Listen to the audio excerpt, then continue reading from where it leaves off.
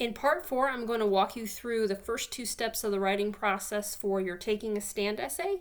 And I do want to warn you that we are going to be pausing and restarting this video quite a bit, so have your worksheet on hand. For the first step of discover, I want you to brainstorm possible topics or controversies that you can write on for this assignment.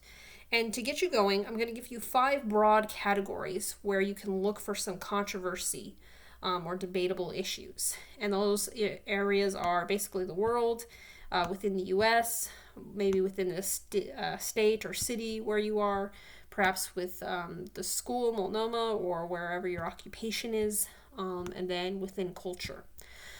And I recommend that you try to come up with 5 possible topics for this assignment to choose from. Now, I don't care if you have a topic for each individual area. You could have 3 under culture and 2 under state, or you could do 1 for each. Whatever they are, it's fine with me.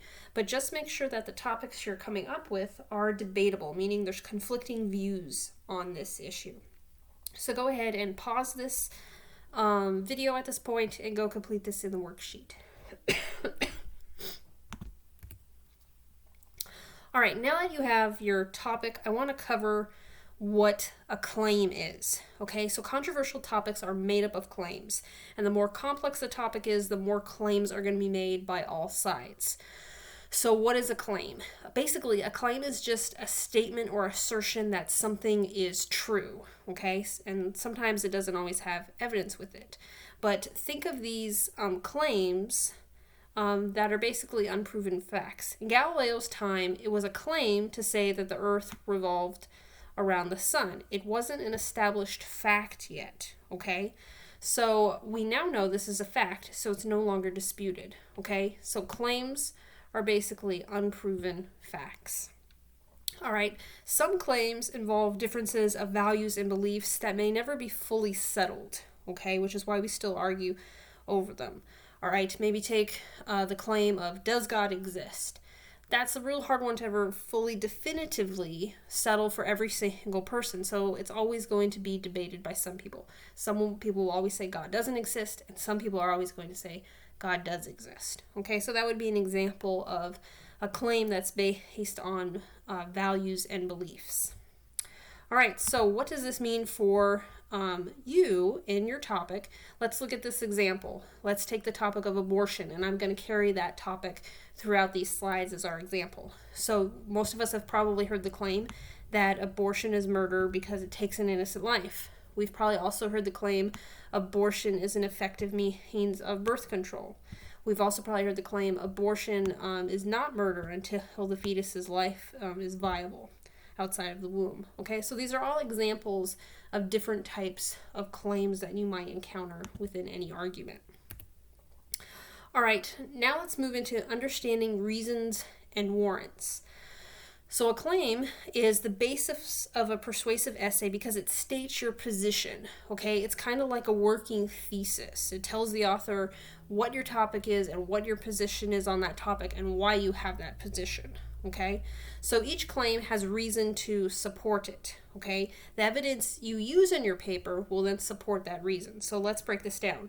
So if I have the claim abortion is murder, my reason for stating that could be because abortion takes an innocent life and it should be illegal, okay? So without making this claim, or if I just make this claim, it's not clear why I say that. My reason is going to kind of give some explanation for why I hold this claim. All right, now for warrants, this is kind of a little weird. Basically, a warrant is just showing the relationship between your claim and your reason. Basically, warrants are values. I know it's kind of a weird term to use. You think of arresting someone, but that's not how this word's being used. Okay, so sometimes it's important to explain your warrants to an audience because you may not be operating with the same set of values. So if we go back up here, where abortion is murder, okay, I've made my claim, I've stated my reason because it takes an innocent life.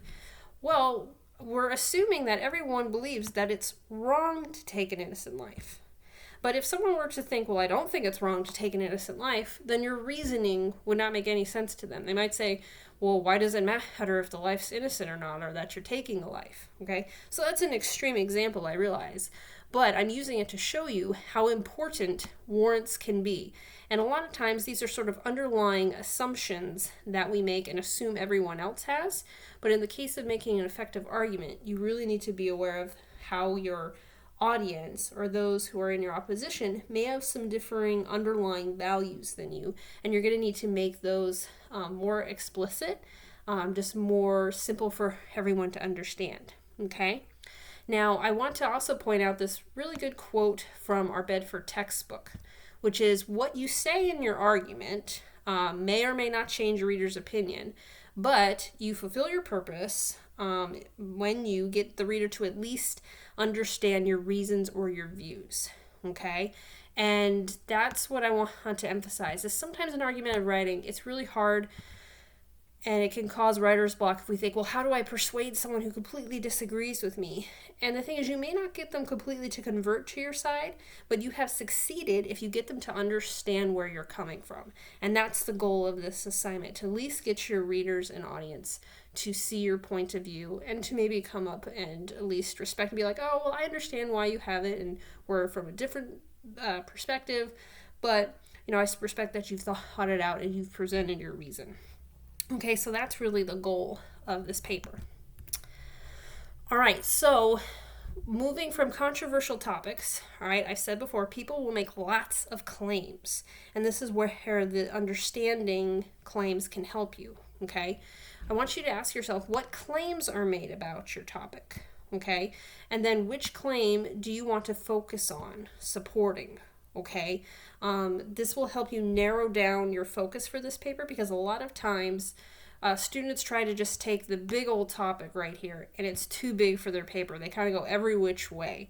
And what you really need to do in argumentative writing is not think so much about the topic, but think about a specific claim related to this topic and how you want to address this claim. So, for example, how to narrow down your topic and focus on claim. I could just focus on the claim of abortion is murder because it takes an innocent life. Or I could say abortion is effective means of birth control and explain why I believe either position. So right now, go ahead and complete the activity I've given you in the worksheet and pause this video. And you may find that you have to just go do a quick Google search to find out a little bit more about the topic you're interested in and some of the claims that are out there. So if that's the case, go ahead and do that and come back when you're done and you're ready. All right, so now that you've focused on your specific claim, we're going to write your working thesis for this paper. And it's a little different from the thesis we did for the last paper. But basically, I just want you to state, I think, give your position on your topic, because, and then give at least 2 reasons for why you have your position on this topic, okay? And hopefully you have 2 reasons. Even if you feel a little sketchy on them, that's okay. You're going to do some more research later on, and you can always go back and edit this and change this if you need to. In fact, sometimes after doing research, students will even change their position on a topic. That's perfectly okay to do. At this point, you just need a working thesis to get you started. So pause the video, complete this in the worksheet, and then come back. All right, now that you have your working thesis, we're going to start looking for information to help you make a good argument. And when we do that, we need to think about our audience. So unlike other essays, your audience for this paper is kind of skeptical, okay? They're not fully on board with you. They may not be openly antagonistic, but they're not your supporters per se, all right?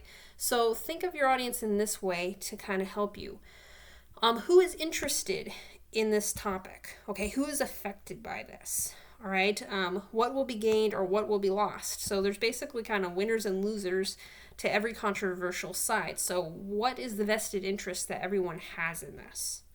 Okay, and then who do you want to convince that your claim is true? And I'll get into maybe this point a little later. And then why do people oppose your claim? Why do they disagree with you? And you may be a little fuzzy on this right now, but you'll hopefully find out more as your research goes along. But for now, it's good to think on these questions. So go ahead, pause the video, answer these in the worksheet, and then come back. All right, I want to go into your audience a little bit more to help you understand how complex topics are dealt with. So I've explained how we have a topic and we have all these different claims. And basically what happens is a certain set of claims get grouped together in what we usually call a for position or an against position. And this is a bit of a simplification, all right? It kind of creates an us versus them mentality. And a lot of times what happens in controversial topics is we're more in a continuum. It's not that everyone is completely for something or completely against something. What you usually get are people are usually a little more along the spectrum. Oh, I'm sort of against it, or I'm really right in the middle, or I'm sort of for it. Maybe I'm here. So a lot of times when we're writing this type of paper, depending, say you're on the for side of something, it can be really hard to really try to talk all the way over here to those completely opposite for you. Sometimes it's a little bit better to just talk with someone who's on the middle or on the fence. Or maybe you want to talk with someone who's just kind of leaning against your position, okay? So keep this diagram in mind because I find it's very helpful when writing your paper. All right, now for your paper, what I want you to do is think about, okay, where are you on this continuum? Are you completely sold out and for it? Are you kind of leaning against it? Where are you? And then to think about too, who's your audience? Where do you want your audience to be on this continuum? Are you going to be addressing them over on the for side or the against side or right here in the middle? So there's an activity for you to do in the worksheet. Go ahead and pause this video and then come back to it. All right, finally, I'm moving you on to step 2. So you may have realized that for an argumentative paper, there's a lot in that discovery step. There's a lot you have to kind of do and understand and think about with your position before you can even really move forward, okay? But now that you have that all the way, you're in a good position for your research. And like I said, it's okay to shift your claims and your positions and all of that as you're doing your research. It happens. But what it does is it gives you a broader picture of the topic that you're discussing. Now, the first thing I want to say was sources, because this often comes up when dealing with controversial topics, especially if the topic is political in nature, and that is of bias. All right, so what bias means is just to favor something. It can be to favor an opinion or a view over another one. Now, a lot of times when we use the word bias, we almost have associations of the word meaning essentially, let's see if I can get it to type on. It essentially maybe means the word fake. We almost use it as synonymous with fake or with the words false. And that's not entirely true, okay? What a bias means is it just means you have a certain worldview and preference for looking at things, okay? It doesn't have to mean that you are viewing things with such a skewed perspective that you're viewing something that's completely not reality, okay? That's not the way we're really using it, or the way bias is used kind of in academic writing. Okay, now what this means for your information and sources is that you want to make sure you always have the best possible information to support your claim. Okay, that's always a given. This adds to your credibility, it adds to your claim's credibility, and it can make it harder for someone to disagree with you. Okay, but what I want to point out is that bias doesn't necessarily mean that the information is inaccurate or false. All right, let's say if I'm looking at an organization that is against abortion, they provide statistics on how many abortions are done or things like that. That information may very well be true. It's not necessarily false because it may be given in a way that's biased to promote their view. The information itself isn't biased, but how it might be viewed is biased. So sometimes that's why when you're doing your research, just be aware of how information might be used. Maybe check out and say, well, how does the other side respond to this information, or how do they view this? Maybe they don't even oppose it. Maybe they acknowledge that that information is true. Okay? So the question I just want you guys to really walk away with this is ask yourself how the opposition might interpret this same information. And don't just dismiss it offhand just because it might come from an organization or someone who clearly has a certain worldview or perspective on a matter, which we might say leans one way or the other, or which we might say is biased, okay? If you ever go into the social sciences, you realize we all have biases. That doesn't necessarily mean that all of our biases are wrong or bad. That's just the way we are. As Christians, we all have a bias in viewing the world through the fact that Jesus Christ is the Savior and Lord. That's a different bias than from someone who's an atheist or a Hindu or a Muslim, okay? So just think of bias in terms of that way as like a worldview. All right, now I still want you to check your evidence and get credible evidence. So use those that checklist in chapter 8, pages 138 through 139.